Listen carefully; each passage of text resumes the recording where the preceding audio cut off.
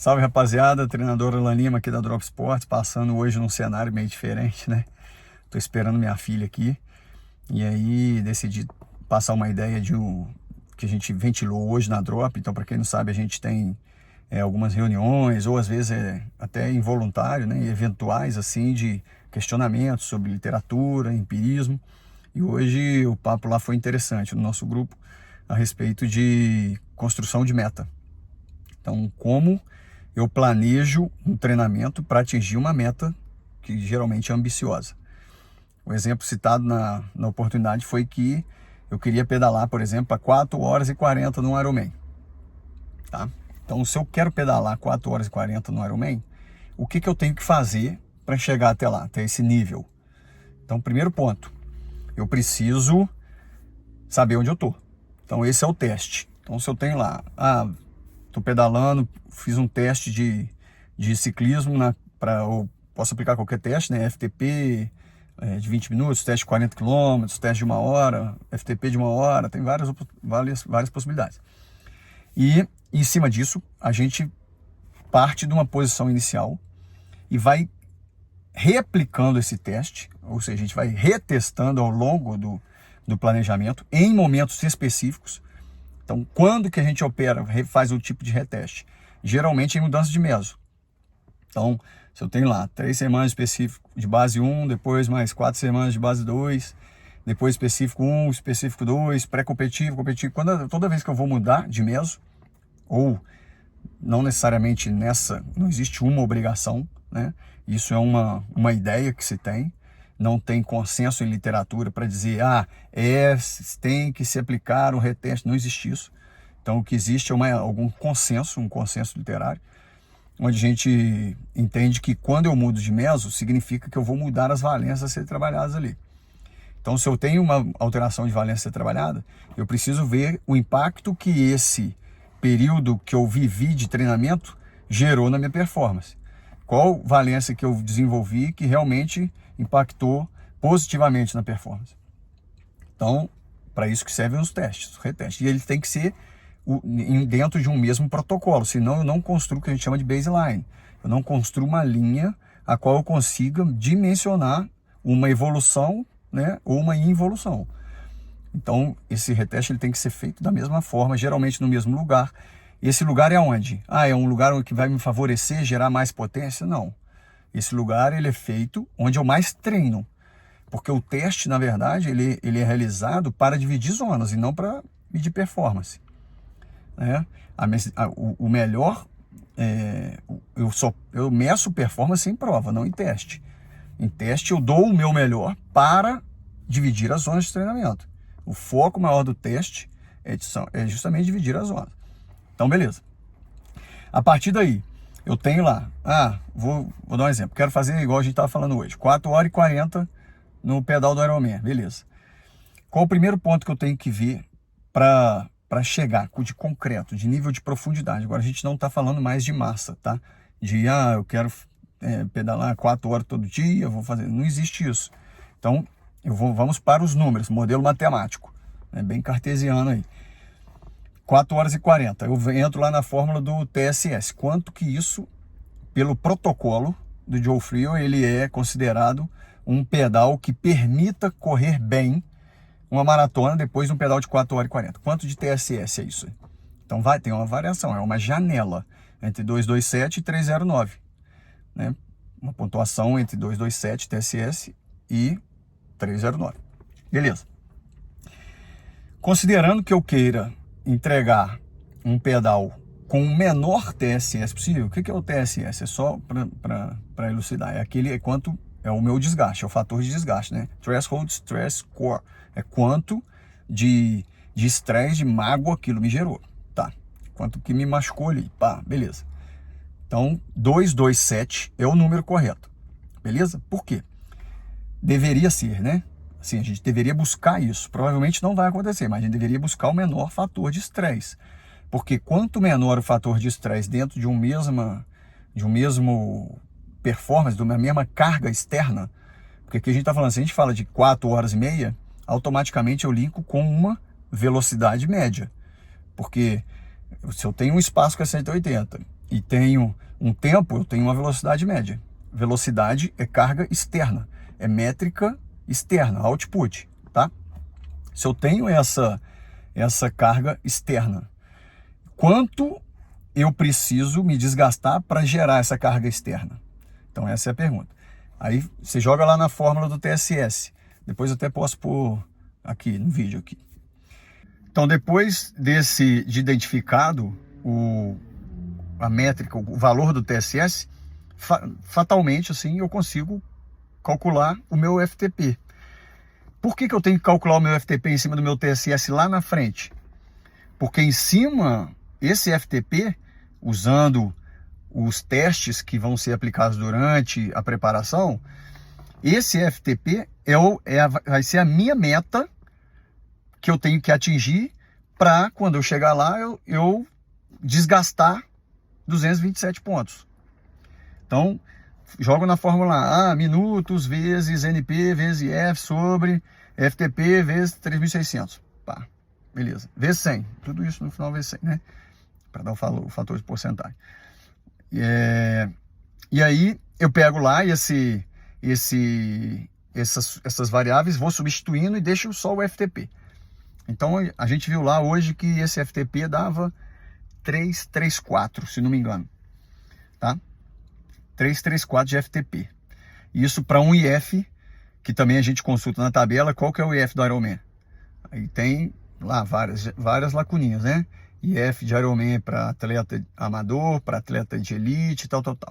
Então a gente estimou um IF de 0,7, que seria um IF moderado a leve ali, né? Seria uma média de um atleta de elite fraco ou um amador ambicioso, mais ou menos, tá? Por aí. Esse valor variava, acho que até 0,75. Então a gente estava dentro de um escopo. Então a gente tinha dentro das métricas, a gente tinha o IF, a gente tinha a NP. Qual é a NP? Que a gente estima. Então, uma NP para um IF de 0,7, ela gira em torno de 220, mais ou menos. Então tem lá 220, 0,7, aí isso dividido por 3.600 vezes FTP. Se eu tenho o TSS que é 227, eu acho o meu FTP de 334, beleza. Então já achei o meu FTP, tá? Depois disso, encontrei o meu FTP, o que eu vou fazer? Eu preciso saber quantos watts por quilo eu tenho que ter para chegar nesse FTP. Por quê? Porque o peso, não adianta nada eu pesar 200 quilos que eu vou conseguir gerar um FTP de 334 molinho, né?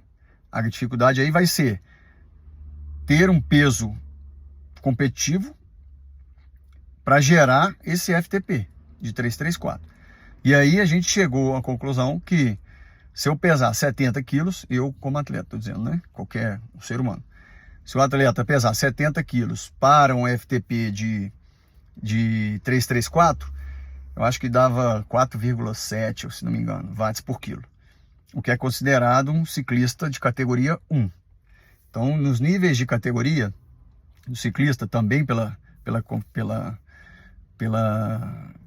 padronização do Joe Friel, ele tem lá recorde mundial, acho que é o primeiro, né? Recordista mundial, campeão olímpico, sei o quê.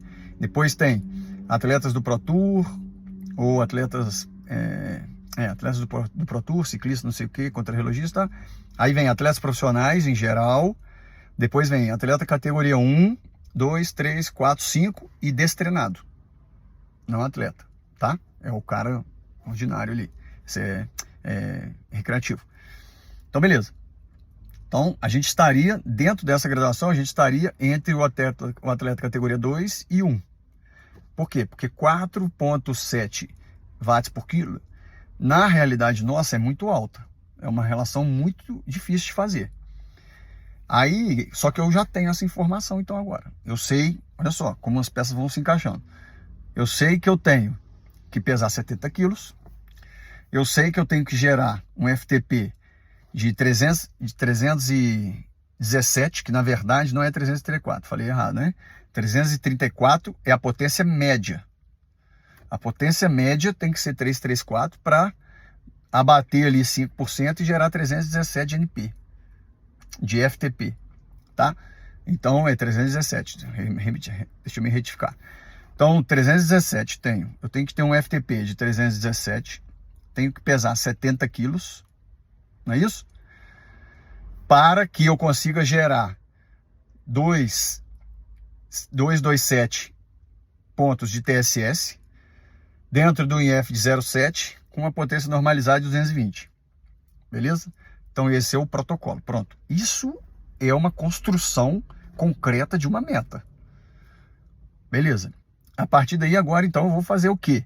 Eu vou usar de métodos de treinamento, eu vou usar de modalidades acessórias, de princípios da educação física, para conseguir construir essa ponte entre onde eu estou, um pedal de, sei lá, vou chutar aqui, 5 horas e meia, que é 33 de média, para um pedal de 4 horas e 40, que eu não lembro quanto que dá acima de 38 aí, dá 39 e pouco de média, tá?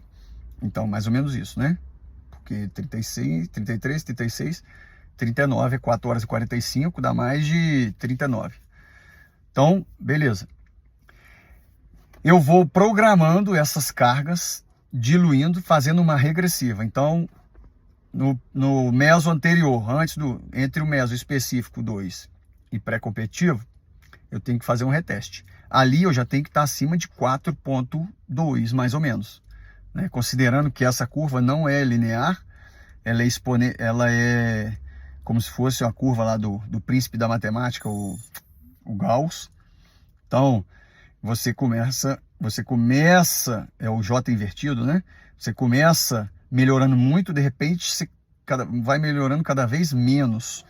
Então, você tem que fazer um esforço danado e gastar mais tempo para melhorar cada vez menos. Então, esse ponto é o ponto em que eu preciso do 4,2 ou 4,3, 4,4 no máximo, para 4,7, que é o dia da prova. Então, nesse pré-teste, nesse teste antes dessa divisão de meso, eu tenho que estar ali na casa de 4,3, entre 4,2 e 4,4, né? Beleza. Quando eu saio do específico 2, pulo para o 1 e entro entre o específico 1 e o base 2, ali, Verkhoshansky ia estar vibrando agora com isso, né? Aí, ali eu tenho que estar com FTP de quanto? 1 watts por quilo. Quanto que eu tenho que estar pesando ali? Quanto que tem que ser minha pontuação, minha métrica, a minha razão entre watts e quilo? Ela tem que estar na casa de 3,5, talvez. Por quê? Porque se eu calcular o próximo teste, ele vai ter que estar na casa bem abaixo, vai ter que estar na casa de 2,5. Né? Considerando aquela curva, quando a gente joga no gráfico, eu começo com 2,5, 2,4, aí eu vou melhorando muito. Por quê? Porque eu estou fechando todas as portas. Né? Quem entende um pouco de neurolinguística, eu abro todos os canais para receber todas as benesses daquele método, daquela fisiologia, daquele princípio. Então, recebi. E aí eu uso treino de força, uso variação de treino de intensidade, de volume e variabilidade de recrutamento de valências.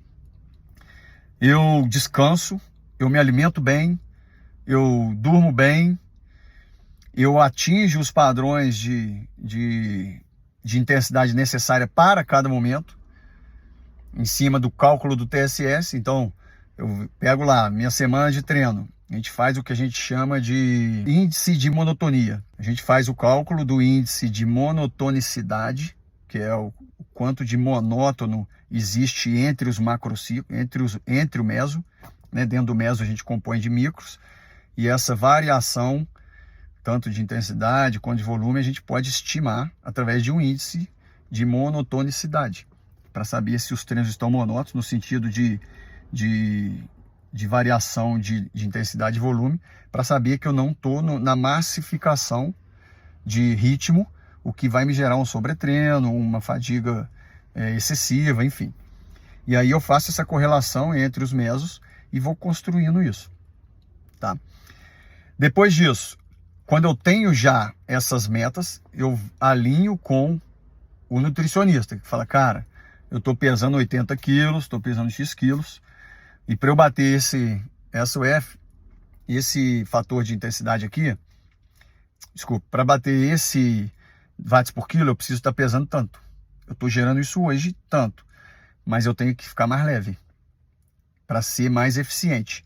E aí é interessante a gente entrar numa métrica que é pouco falada, que é o fator de eficiência.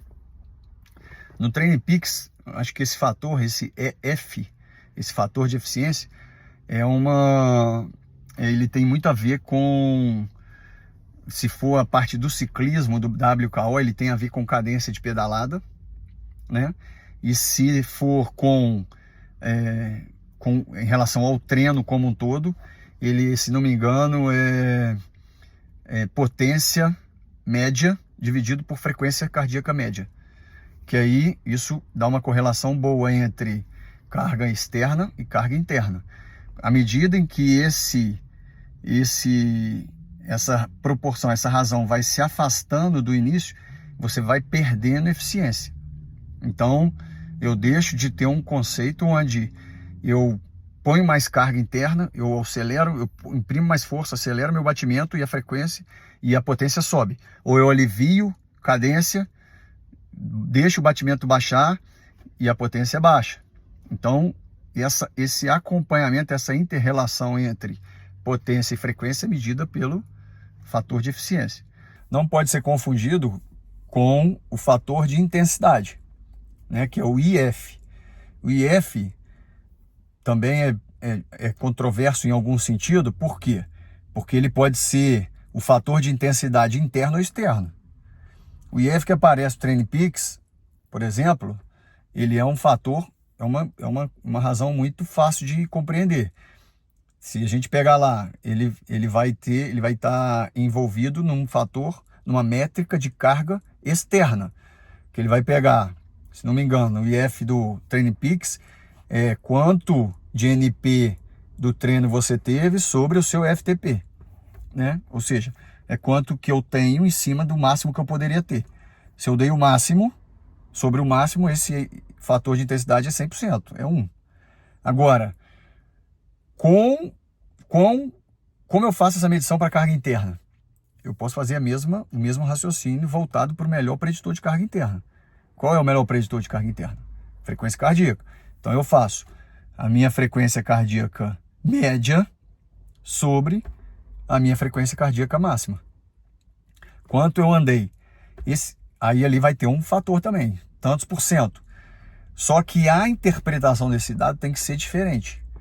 Porque é humanamente impossível alguém correr, por exemplo, durante 1 hora na sua frequência cardíaca máxima. Então a gente vai entrar em uma outra análise que estaria mais voltada para a densidade da corrida do que para o fator de intensidade de fato, né? Aí para isso existem outros mecanismos de controle de carga lá, Trimp, Edwards, tem vários, né? E aí a gente pode calcular essa intensidade da carga para controlando ali à medida que os treinos vão acontecendo. E aí, ao final, a gente joga numa tabela, por exemplo, o Trimp. A gente coloca lá o tempo que cada sessão de treino, quanto tempo ele passou em cada zona. O atleta passou em cada zona. Então, ele passou 10 minutos em zona 2. Então, sei lá, ele fez 20 pontos. Mas ele passou 10 minutos em zona 4, então mais 40. Então, 20 mais 40, 60 pontos é a pontuação dele naquele treino. Eu vou somando. E aí existe uma graduação. Se não me engano, é 300 pontos por semana. E abaixo disso é fácil. Entre 300 e 600 é moderado. E se não me engano, acima de 600 é alto, tá? Uma carga alta. E aí isso a gente faz para entender que se a carga dos microciclos ali estão ajustadas dentro do meso.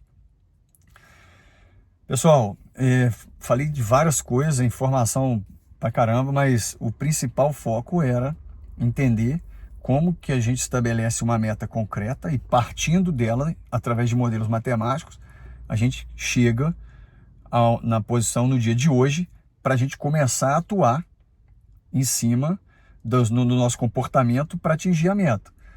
Então, uma outra coisa interessante que eu não falei é o registro do peso.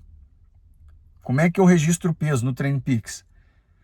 Então, se eu estou num processo de emagrecimento durante um ciclo de treinamento e quero ganhar uma relação, aumentar uma relação entre o meu peso e a minha potência gerada, eu tenho que o meu peso estar atualizando frequentemente. Principalmente, ou melhor, impositivamente no pré-teste. Em pré-teste, meu peso tem que estar ajustado. Senão a minha relação watts por quilo vai por água abaixo. Tá? Então, é interessante a gente construir esse hábito de pesar, por exemplo, toda segunda e quinta, ou toda pré-teste, ou uma vez a cada 2 semanas, enfim, cada um tem o seu protocolo com o seu nutricionista, mas é interessante acompanhar isso e registrar quando tiver alteração de peso, porque isso vai impactar nesse acompanhamento, nesse controle de carga. Beleza? Então, são algumas variáveis que parecem muita coisa, mas ao longo do ciclo, o treinador ele faz uma fotografia bem clara disso, facilmente monitorado. Para inserir, acabou que eu não falei, para inserir o peso no TrainingPeaks é só clicar naquele maisinho no canto inferior direito, depois vai em métricas e adicionar o peso lá. Tá ali já um crédito aí pro Marquinhos lá que me ensinou isso aí. Valeu, Marquinhos, obrigado. E aí, em cima disso, a gente faz esse controle e acompanhamento. Beleza? Então, peço que comentem aí se ficou alguma dúvida, se ficou alguma coisa discrepante do que vocês conhecem. Existe na literatura várias formas de controlar e quantificar a carga. Então pode ser que haja aí alguma discrepância entre nomenclatura, entre proporções.